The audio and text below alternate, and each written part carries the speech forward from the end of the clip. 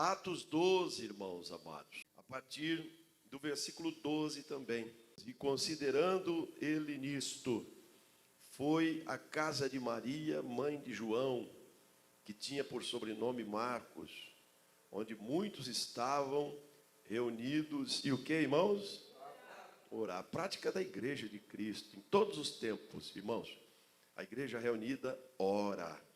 E batendo Pedro à porta do pátio, uma menina chamada Rode saiu a escutar. E conhecendo a voz de Pedro, de gozo, de alegria, não abriu a porta. Ficou tão emocionada que nem abriu a porta. Mas correndo para dentro, anunciou que Pedro estava à porta. E disseram-lhe: estás fora de si ou de ti? Mas ela afirmava que assim era. É desse jeito mesmo, eu estou ouvindo a voz dele, é ele. E diziam: é o seu anjo. Mas Pedro perseverava em bater. E quando abriram, viram-no e se espantaram. E acenando-lhes ele com a mão para que se calassem, contou-lhes como o Senhor o tirara da prisão. E disse: anunciai isto a Tiago e aos irmãos. E saindo, partiu para outro lugar. E sendo já dia, houve não pouco alvoroço entre os soldados sobre o que seria feito de Pedro. E quando Herodes o procurou e não o achou, feita a inquirição aos guardas, mandou-os justiçar. E partindo da Judeia para Cesareia, ficou ali. Porque quando a igreja ora, tem vitória. Era isso que a igreja estava fazendo, irmãos.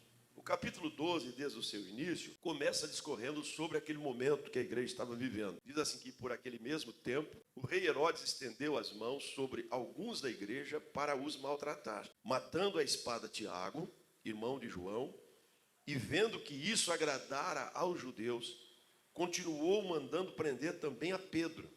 Então matou o dirigente da igreja, e agora o apóstolo Pedro, meus queridos irmãos, como sendo o grande expoente daquele rebanho, estava também preso. Herodes mandou prendê-lo. Veja, e eram os dias dos ázimos, e havendo prendido, o encerrou na prisão, entregando a 4 quaternos de soldados. Então 16 homens cuidando de um preso. 16 homens cuidando de um preso. Veja que coisa. Para que o guardasse, querendo apresentá-lo ao povo depois da Páscoa. Então o povo comemorou a morte do irmão Tiago. Então aquilo empolgou Herodes. Ele disse: opa, vou ganhar voto. O povo gostou. Então agora eu vou pegar Pedro e vou apresentar e vamos sacrificar ele também, vamos matar ele também. Porque certamente isso vai me render muito apoio popular. Não é isso? Aí, versículo 5 diz que Pedro, pois, era guardado na prisão, mas o quê? A igreja fazia contínua oração por ele a Deus. E a oração chegou no trono da glória. Aleluia, porque o crente não ora em vão, irmão. Salmo 115 diz que o nosso Deus não é como Baal, não é como os deuses das nações, não é de pedra, de gesso, de madeira. O nosso Deus é vivo, irmãos. O nosso Deus ouve, o nosso Deus vê, o nosso Deus, ele, aleluia, Jesus está pronto, glória a Deus, a responder à oração do seu povo. E quando Herodes estava para o fazer comparecer, veja, naquele momento, naquelas horas, que ele iria buscar a Pedro na prisão para apresentar ao povo, nesta mesma noite, estava Pedro dormindo. Sempre que eu leio esse texto, eu me emociono aqui, eu me alegro aqui, irmãos, que é algo que eu e você precisamos aprender. A confiança plena no Senhor. Aquilo que o William falou há pouco. A nossa natureza insiste em desacreditar, em duvidar. A nossa natureza, você está orando, mas parece uma coisa tão complicada. Você está pedindo, você está ali, confiando, mas não consegue dormir. Não consegue. Tarja preta, nervoso. Ai meu Deus, o que eu faço? Vocês precisavam ver um baiano agitado hoje aqui nessa sede. Como ele falou. Vocês precisavam estar aqui para ver que estava diferente. Eu cheguei, nem almoço teve nessa cozinha hoje. Eu cheguei, olhei aqui e falei: rapaz, está aparecendo aqui a cozinha da viúva sem nada. Né? fogão frio, fogão gelado, não vai sair nada nessa casa, não? Ele falou, estou desanimado, estou preocupado. Na verdade, desanimado, ele falou, estou preocupado. Eu falei, amém. Mas Deus é Deus. Agora, como confiar 100%? Como, meus amados irmãos, está diante de um grande desafio, de um grande problema, de uma tremenda muralha, e continuar dizendo, não, Deus é fiel. E continuar, aleluia, Jesus confirmando o Senhor, a qualquer momento a vitória brota. Você lembra de Jó? Diante daquele quadro deplorável, de desolação completa, total.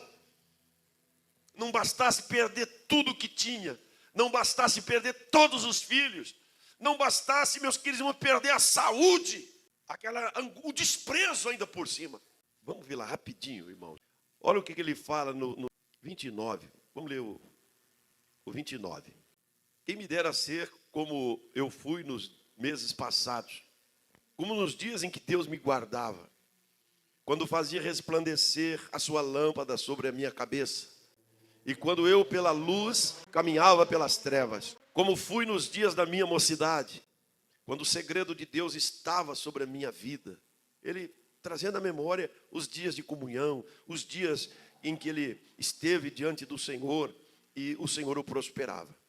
Quando o Todo-Poderoso ainda estava comigo e os meus filhos em redor de mim, quando lavava os meus passos na manteiga, prosperidade, e da rocha me corriam ribeiros de azeite, quando eu saía para a porta da cidade e na rua fazia preparar a minha cadeira, os moços me viam e se escondiam, e até os idosos se levantavam e se punham em pé.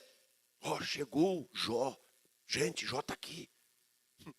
Os príncipes continham as suas palavras. As pessoas vigiavam até o que diziam perto de mim. E punham a mão sobre a sua boca. A voz dos nobres se calava. A sua língua pegava-se ao seu paladar. Ouvindo algum ouvido, me tinha por bem-aventurado. Vendo-me algum olho, dava testemunho de mim, porque eu livrava os miseráveis, ou miserável, que clamava, como também o órfão, que não tinha quem o socorresse.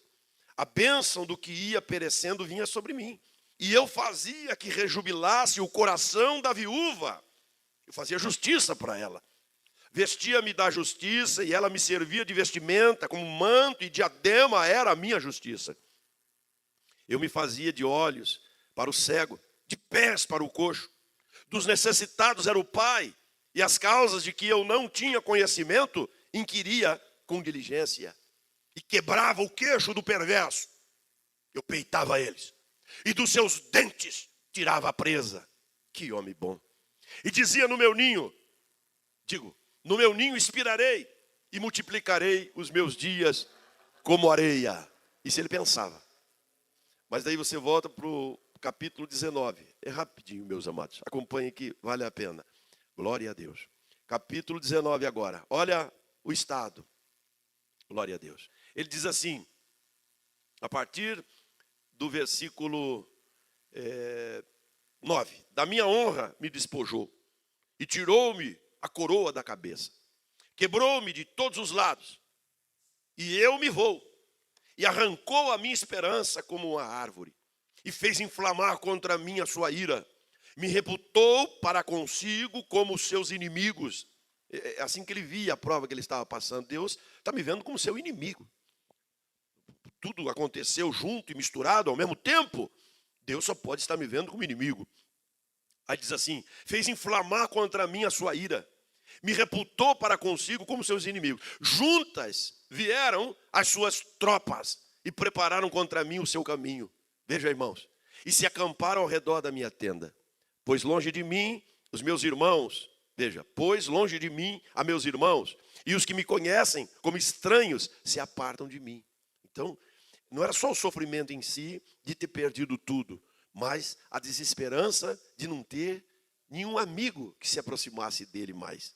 Né? Os meus parentes me deixaram, versículo 14. Os meus conhecidos se esqueceram de mim. Os meus domésticos e as minhas servas me reputaram como um estranho. E vim a ser um estrangeiro aos seus olhos.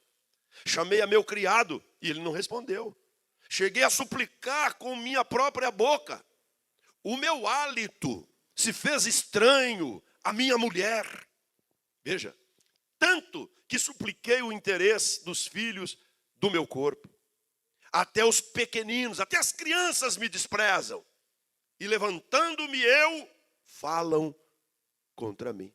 Mas não era esse o Jó? Não era esse o homem que até os príncipes se calavam quando ele chegava, irmãos? Não é isso?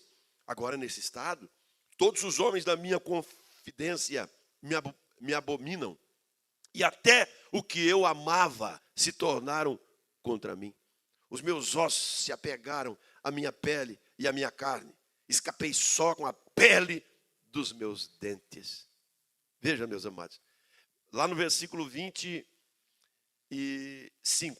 ele demonstra algo que... É aqui que eu quero chegar, na verdade. Eu li tudo isso com vocês, a fim da gente conhecer, né?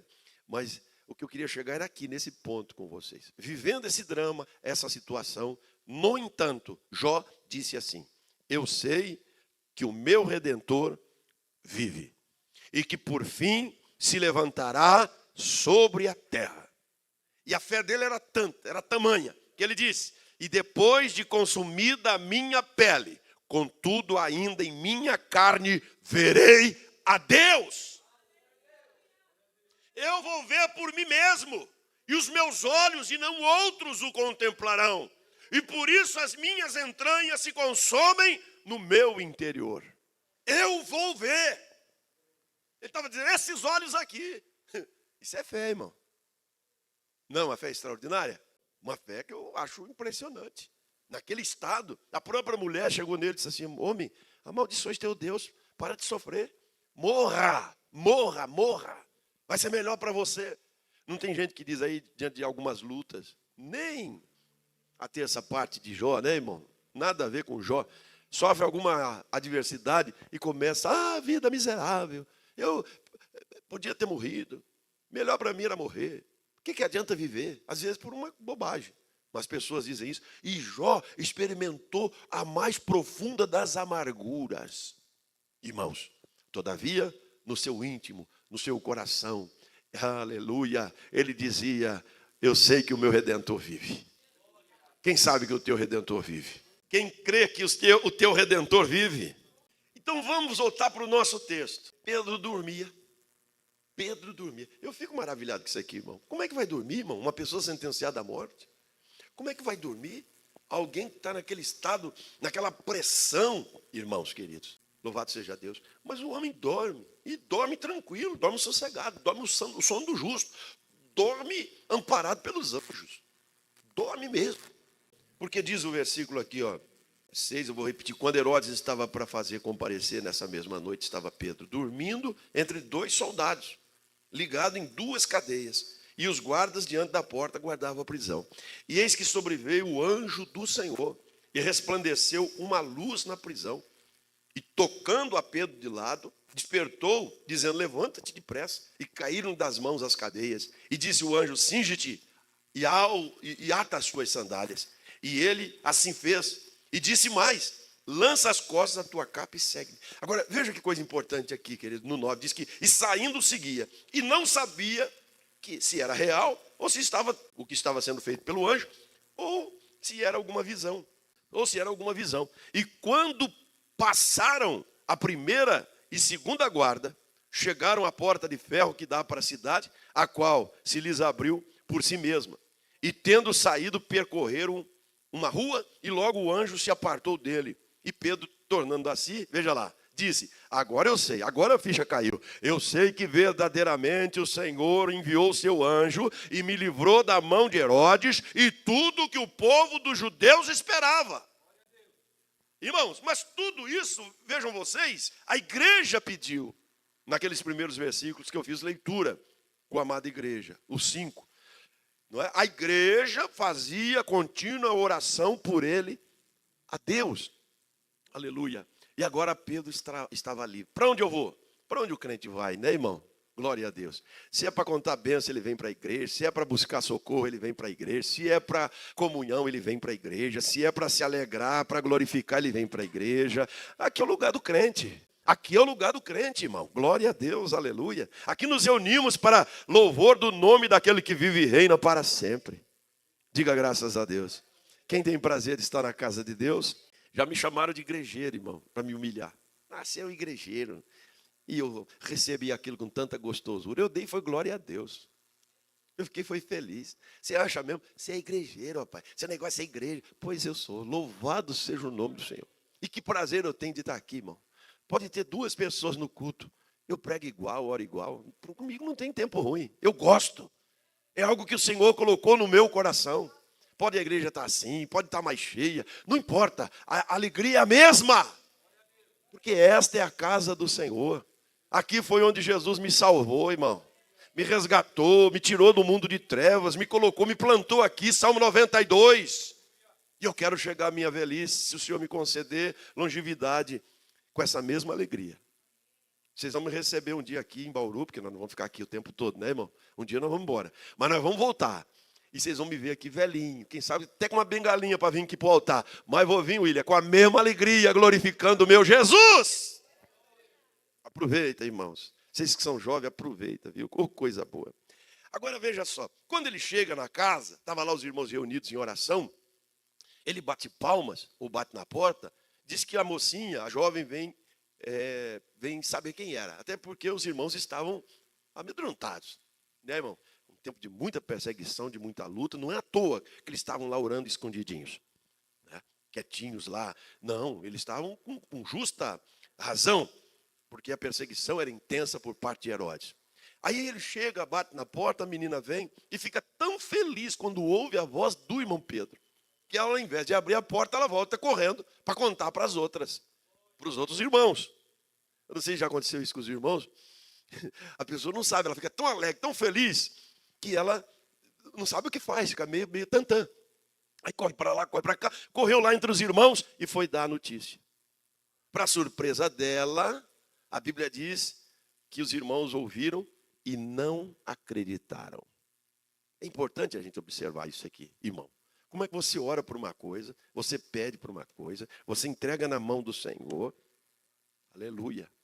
A bênção está chegando, a bênção está na porta. A bênção está ali, ó. Ó a bênção aí, irmã. Ó. Olha, a bênção chegou. E você não acredita. Você duvida. É uma guerra, irmão. Esse mundo espiritual que eu e você precisamos, louvado seja Deus, entender, é uma guerra permanente, uma guerra contínua, sabe? O Satanás semeando incredulidade, dúvida do nosso coração.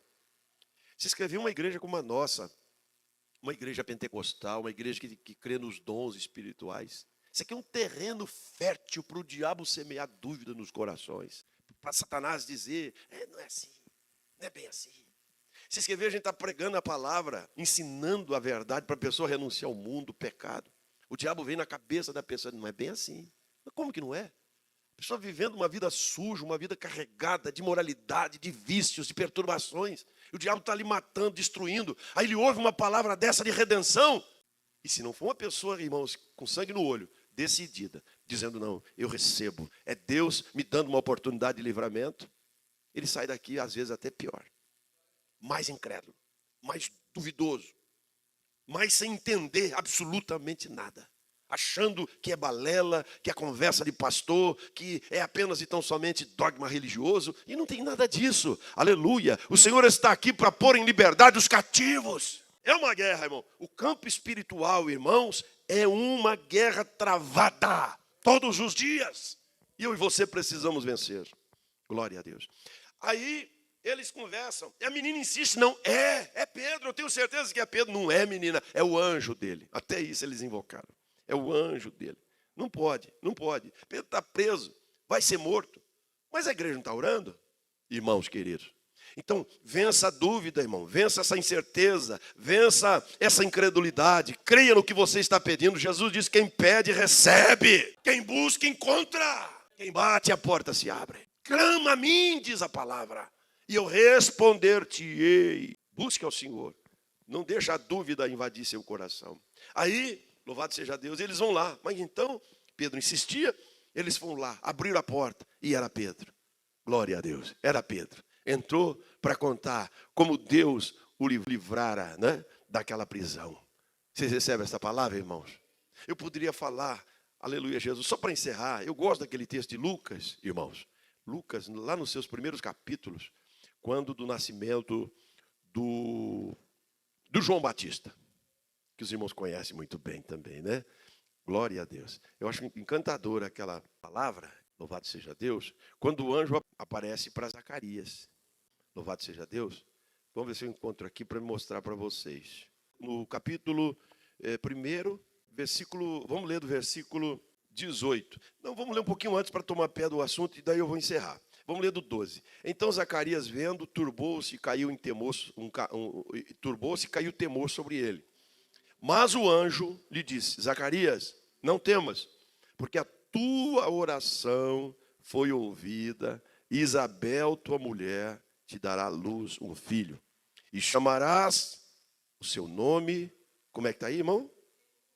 João. E terás prazer e alegria, e muitos se alegrarão no seu nascimento, porque será grande diante do Senhor, e não beberá vinho, nem bebida forte, será cheio do Espírito Santo, já desde o ventre da sua mãe, e converterá muitos dos filhos de Israel ao Senhor seu Deus. Então, o anjo dando todas as características do filho, tá certo? Que Zacarias e Isabel gerariam.